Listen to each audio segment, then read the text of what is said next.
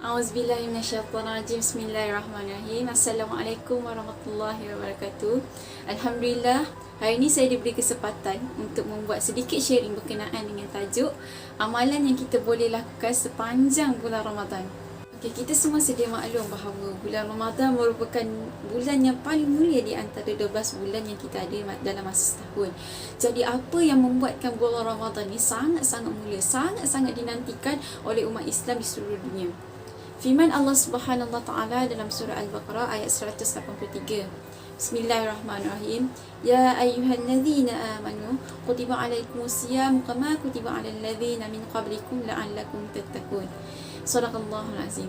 Ayat ini membawa maksud, wahai orang-orang yang beriman, berpuasalah kamu seperti mana orang sebelum kamu berpuasa, agar kamu sentiasa berada di golongan orang-orang yang bertakwa. Highlight di sini adalah antara amalan yang paling utama dititik beratkan dalam bulan Ramadan adalah berpuasa. Kita semua tahu bahawa berpuasa adalah menahan diri daripada lapar dan dahaga, daripada terbitnya matahari sehingga terbenamnya matahari, berserta niat. Jadi, berpuasa ini bukan sekadar menahan diri daripada lapar dan dahaga. Kita juga menahan diri kita daripada melakukan dosa-dosa. Kita juga menahan diri kita daripada hawa nafsu yang tinggi. Kita juga menahan diri kita daripada melakukan perkara-perkara yang tidak diingini. Kita juga dapat mengasuh dan mengajar diri kita bahawa betapa susahnya mereka yang berada di luar sana yang tidak berkemampuan dari segi makanan, dari segi pakaian, betapa susahnya mereka. Jadi berpuasa bukan sekadar kita menahan diri daripada lapar dan dahaga. Banyak sangat-sangat fadilat kita berpuasa sebenarnya. Antara amalan lain yang boleh dilakukan di dalam bulan Ramadan selain daripada berpuasa adalah solat sunat tarawih. Kita tahu solat sunat tarawih ni sangat common di bulan Ramadan.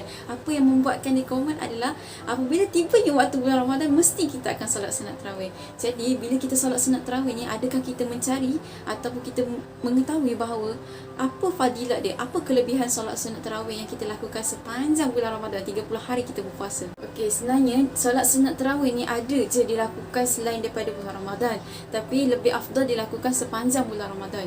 Jadi apakah fadilat dan kelebihan solat sunat tarawih ni sebenarnya?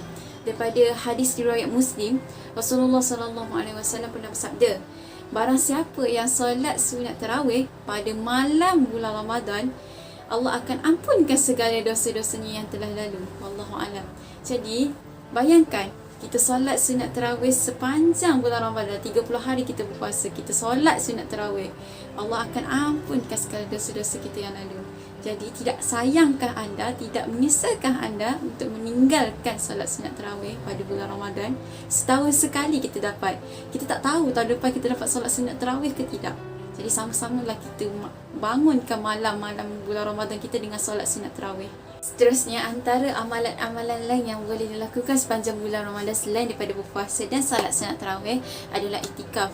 Mesti kita biasa dengar kan iktikaf ni. Iktikaf ni apa sebenarnya? Apa yang kita boleh lakukan sepanjang kita melakukan iktikaf?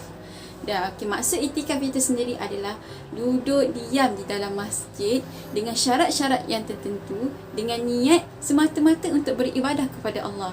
Jadi apakah kelebihan iktikaf ni? Waktu bila kita boleh lakukan iktikaf ni? Okey, sebenarnya iktikaf ni boleh je kita lakukan pada siang hari, tetapi lebih afdal dilakukan pada malam hari sebenarnya. Okey, Rasulullah SAW sendiri pun beriktikaf. Ada hadis riwayat Bukhari, Abu Hurairah radhiyallahu anhu pernah bersabda, Rasulullah SAW beriktikaf pada 10 malam bulan Ramadan dan beriktikaf pada 20 hari pada tahun beliau wafat. Jadi iktikaf ni Nabi Muhammad sendiri lakukan, apatah lagi kita. Itu sunnah Nabi Muhammad sendiri. Jadi iktikaf ni banyak benda yang kita boleh lakukan sebenarnya, seperti tadabbur Al-Quran, solat-solat sunnah, solat-solat taubat. Sebenarnya kalau kita lakukan pada malam hari, seperti kita solat sunat tahajud, kita berasa dekat dengan Allah. Pada waktu itu kita meninggalkan segala keduniaan, kita meninggalkan segala dosa-dosa kita. Jadi sayanglah kalau kita tak melakukan iktikaf ni walaupun sekali. Cuba untuk kita lakukan iktikaf, dalam masa yang sama kita boleh solat sunat tahajud. Cuba untuk biasakan perkara-perkara yang tak pernah kita buat. Antara amalan lain yang boleh kita lakukan sepanjang bulan Ramadan selain daripada berpuasa, solat sunat tarawih dan iktikaf, jadi kita biasa dengar sangat-sangat, bulan Ramadan ni sangat familiar dengan ni, iaitu menghidupkan malam Lailatul Qadar. Okey, sangat-sangat familiar kan bulan Ramadan dengan malam Lailatul Qadar ni. Apa tu sebenarnya malam Lailatul Qadar? Bila malam Lailatul Qadar ni? Apa kelebihan yang kita dapat daripada malam Lailatul Qadar tu sendiri?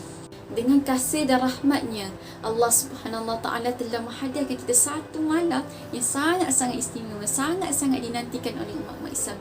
Bahkan siapa yang menghidupkan malam tersebut, Allah Subhanahu Wa Taala akan menghapuskan dosa-dosanya yang lalu. Bahkan Allah akan berlipat kali gandakan pahala untuknya. Iaitu malam yang kita tahu, malam yang lebih baik daripada 1000 bulan, iaitu malam Lailatul Qadar. Jadi malam Lailatul Qadar ni Allah Subhanahu Wa Taala telah menyatakan dalam Al-Quran. Allah Subhanahu Wa Taala telah memberi syafaat kepada Nabi Muhammad sallallahu alaihi wasallam tentang malam Lailatul Qadar ini. Jadi marilah kita hidupkan malam Lailatul Qadar daripada 10 malam terakhir kita. Bukan senang untuk kita mendapat malam Lailatul Qadar itu, tapi dengan izin Allah kita akan dapat malam Lailatul Qadar itu. Sama-samalah kita menghidupkan malam Lailatul Qadar serta mencari malam Lailatul Qadar itu sendiri. Okey, yang terakhir, bukan yang terakhir, banyak sebenarnya amalan-amalan lain yang boleh kita lakukan, tetapi yang saya nak tekankan di sini adalah mentadabbur Al-Quran. Okey, mentadabbur Al-Quran ni sangat familiar dalam bulan Ramadan, sebab kita tahu bulan Ramadan merupakan bulan Al-Quran, bulan turunnya Al-Quran, nuzul Quran kita biasa dengar kan. Jadi membaca Al-Quran, memperbanyakkan mentadabbur Al-Quran dan sebagainya sangat-sangat digalakkan pada bulan Ramadan. Bahkan bukan melipat kali gandakan pahala kita, maka kita dapat memahami isi kandung Al-Quran itu sendiri. Sangat-sangat digalakkan bila kita mentadabbur dan membaca Al-Quran pada bulan Ramadan ni. Bulan lain boleh lakukan, tapi kita digalakkan lebihkan segala-galanya di dalam bulan Ramadan. As conclusion, sebenarnya dalam bulan Ramadan ni banyak sangat-sangat amalan yang digalakkan untuk kita lakukan, seperti bersedekah, memberi makan kepada orang yang berpuasa, berbuat baik, mengajak kepada kebaikan dan sebagainya. Jadi manfaatkan 30 hari kita berada di bulan Ramadan ini. Sebab apa? Kita tak tahu tahun depan kita boleh berjumpa ke tak dengan bulan Ramadan ini lagi. Kita tak tahu apa yang akan jadi pada esok hari. Kita tidak akan tahu apa yang jadi pada masa depan kita. Jadi manfaatkan selagi mana kita berada di dalam bulan Ramadan ini, manfaatkan 30 hari itu dengan sepenuhnya.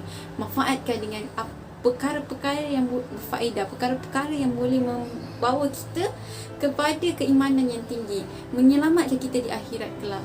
Wallahu a'lam. Semoga kita menerima buku amalan kita dengan tangan sebelah kanan. Semoga kita dijauhi daripada perkara-perkara yang tidak diingini. Semoga Allah akan sentiasa sayang kita, sentiasa melihat kita, dan semoga kita mendapat syafaat daripada Nabi Muhammad sallallahu alaihi wasallam. Wallahu a'lam. Assalamualaikum warahmatullahi wabarakatuh.